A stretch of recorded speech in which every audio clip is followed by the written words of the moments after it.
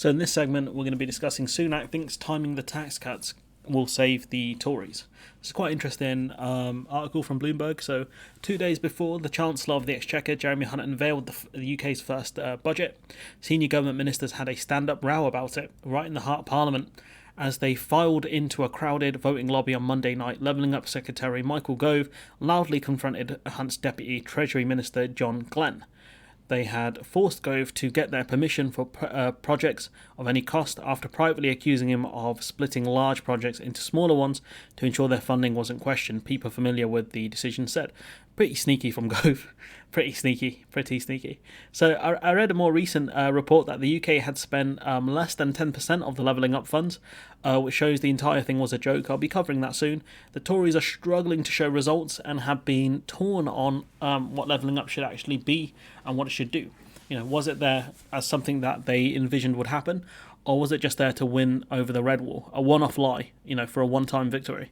But it's clear that Gove, if he's still if he's still the minister during the election, will have to field questions on Levelling Up, and he seems potentially worried by that, or that his powers have been wrapped up in the red tape of the Chancellor and the Treasury. An angry Gove accused Glenn of making it hard to deliver on the 2019 Conservative election promises to spread wealth and opportunity around the country, three witnesses have said, on the condition of anonymity. The Tories never really cared about wealth distribution to help people. They only let it go in the other direction, really, which is to keep wealth at the top. We've discussed that in a different video. Clearly, that gap between the Tories who are in and around the red wall need results, whilst the ones in the Tory heartlands may not want those, may not see it that way, because the ones in the Tory heartlands see the Levelling Up funds as money that is going to the red wall, and that money should really be kept in the south, or it should be given back to them in tax cuts. And they're not happy with the Levelling Up funds. They never were. So it's clear that the Tories are split on it. I think Gove sees it as a manifesto pledge and he wants to deliver on it, but at the same time, Gove is a massive slimeball who loves Colombian snow, so who knows what Gove is thinking on any given day. Gove's frustrations were familiar to other ministers who have recently felt stymied by the Treasury. They also speak to the chief political challenge Prime Minister Sunak faces over the next 12 months. As his Conservative Party gears up for the next general election expected in 2024, Sunak's aides have zeroed in on a strategy they think that can save them from devastating defeat. Number 10 wants to project an air of quiet competence, cautious management of the economy, and a focus on delivery, fronted by Sunak and Hunt as the sensible salesman. The crazy thing is that Labour are also running on the similar middle management type vibes. It might be just a battle of which one appears to push the image of stability more. Perhaps people have gotten bored of the management of Sunak. I don't know. Somehow Sunak needs to make people forget about the chaotic Johnson era and the tornado that was Liz Truss that looked like it was going to implode the economy. I don't know how he's going to do that, but he needs to revive the economy like it's on life support and draw a line in the sand, from the two that were before him, and also win a battle on who is the most boring but safe operator. Safe hand Sunak versus safe hand Starmer. It's going to be a battle of who can induce in that time quicker, and I'm all here for it. Who doesn't need a non-medicinal sleep aid? Now, he has to convince the Tory party, Sunak, to trust the process.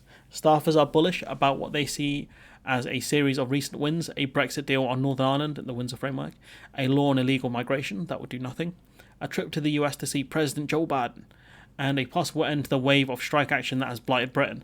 They are pleased that Sunak's personal ratings have ticked up, seeing that as proof of a, quote, President Rishi, end quote, policy, putting the Prime Minister front and centre to woo voters. I don't think he'll woo voters because he's got no charisma, no riz, whilst Johnson had, tons of charisma, tons of energy. He appeared like a guy who was trying to do stuff. I don't know.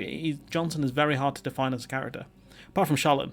Sunak is trying to appeal to be a deal maker of sorts, but is not doing the best at that. He's got to deal with the EU in the Windsor Framework, regardless of how much that is in just optics. With Sunak, ratings going up. Sorry, I had to get the door quickly. Sunak is trying to appear to be a deal maker of sorts, and he's not doing the best at that. He's got to deal with the EU in the Windsor Framework. How much of it is optics? It's pretty clear most of it is. If Biden comes through for the anniversary of the Good Friday Agreement, he can pressure the DUP back into Stormont by some miracle. That would be big. That would probably be one of Biden's biggest achievements. If not, I think Sunak will just go to direct rule, working with collaboration with Ireland. to manage Northern Ireland until the DUP figure out that they failed to get the hard border they sought. With the boats, he won't get much. Didn't get much from the French. They wanted a returns agreement with the French. The French said no. They said go deal with the EU. The EU said go deal with France. So classic runaround, but I respect it. I don't blame France for that. They got what they wanted out of the deal. If Sunak can get deals done on the strikes and resolve it before the summer, I think he'll look better in the run-up to the autumn. But the autumn budget will be key for them, I think. Other prominent Conservatives, including inside Sunak's cabinet, want more. They're increasingly vocal in their view that the managerial approach from Downing Street is not enough to turn the polls around. The latest YouGov survey put the Tories 19 points behind Labour. There are widespread demands within the party to go further, faster, whether that's on tax cuts, finalising public sector pay awards, or prioritising key departmental spending. And I think they're going to loosen the spending taps a lot in the autumn and get those classic green shoots growing. He can't risk a winter election in 2024/5 because people will see the NHS in crisis. The annual one where everything crumbles for a good few months, half a year, because they've underfunded the NHS. He needs to go big in order to spin the polls. The Tory spin machine will kick in, but he needs a lot more than that. Sunak is optimistic that by the time of the next budget, due in spring 2024, inflation will be under control. At that point, he can offer sensible tax breaks to voters, according to a person familiar with his thinking. And that really means that it's not going to be the autumn budget, it's going to be the spring budget, which I don't think will really help people in time. The Prime Minister signalled the plan at a pre-budget cabinet meeting on Wednesday, where he assured ministers that, quote, as Conservatives, we all want to reduce the size of the state and cut taxes, end quote, the person said. The thing is, reducing the state, I don't think that's what most voters want. If anything, we will continue to see more state support as the country keeps crumbling. Look at the situation with gas prices. Question is, will Starmer, get that? Will he understand that people don't really want to see a rolling back at the state? I can see the Tories cutting taxes. The question is, will it be enough? Because even when the inflation rates start dropping, the prices won't. It just means that the prices will rise slower. But when we look at, now, people are squeezed really badly. So an inflation rate slowdown will help people. But I hope people will ask the question, are they happy with their standard of living now, despite going through, the cost of living crisis, once we hopefully get out of it, which will only happen really through wage rises. What happens once, next year really happens? Putting in all these hours of work, people working 40-hour plus a week, just to see your bills constantly go up, the food prices go up, the fuel prices go up, your rent and mortgage are going to go up again due to the mortgage rate change, the interest rate change. Dodgy landlords that haven't been dealt with for such a long time now. Are they happy with this, or will they not want something different? Will Labour make them think that things will change if they vote Labour or if they actually vote this time round? Or will people vote Tory again? Will they waste their vote on a third party that has no chance of winning? Or will apathy just set in and people just won't vote? What happens then? If encouraging inflation forecasts turn out to be accurate, the OBR sees the rates inflation falling to 2.9% by the end of 2023. Tax cuts could be possible afterwards, the person added. Sunak could revive a pledge made in the first leadership election campaign last summer to cut income tax by a penny in 2024. I mean, that's not really it's going to help a bit, but, and reduce the basic rate to 16 pence by 2029, another person familiar said. That policy was dropped in the autumn statement as Hunt sought to repair the wreckage done by Liz Truss. And what you have is a current Tory Prime Minister having to repair the damage done by the former Tory Prime Minister that was just in office less than a year ago. The size, the scale of the problem that Sunak is dealing with might just be insurmountable. I don't think he'll have much choice but to cut the bottom rates of tax, mainly because despite some people getting pay rises, they won't feel it due to the tax rate freezes. Imagine earning more money and then seeing, the amount of tax you pay go up. You'd be annoyed.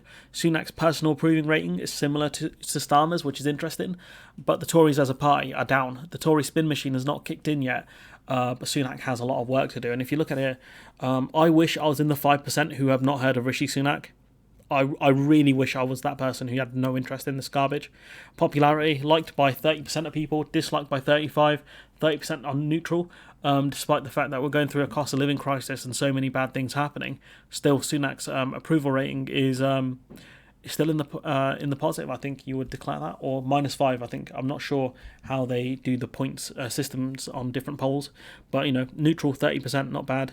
given the state of the guy. And, I think if he wears those glasses more, I can see the popularity going down. His glasses are an abomination. If we look at Sir Keir Starmer's, fame heard by 94% people. Again, I envy the six. Popularity 31, so his personal popularity ratings are the same as Sunak's, but he's disliked by slightly more people, which is mad. Neutral 28%, so their stats are fairly similar, and you think one's governing over this mess and the other one isn't. Starmer's got a much easier run in. You think Starmer's popularity should be higher, but it just isn't. The Tory spin machine hasn't even gotten to him yet properly. The best they had was beer and Currygate, and that was a joke. I think most people saw it as a joke, but what happens when they start weaponising other things? When you look here at the party polls, though, the Labour Party are up by about 20 odd points. I can see that maybe tying up a bit towards the election as things hopefully pick up in the economy. But I think it might just get to a point where people are just sick of the Conservative Party and just think, I just want to change, and they'll vote Labour or Lib Dem or Green at that point. That will be the most interesting, that perhaps people are just bored of the Tories, that all of this mismanagement has just come back to haunt them. I hope that's the case. But I think No Riz Starmer versus No Riz Sunak will be an interesting one. Anyways, let me know what you think in the comments below. Like, comment, share, subscribe, support the channel on Patreon if you can, and hopefully I'll see you in the next one.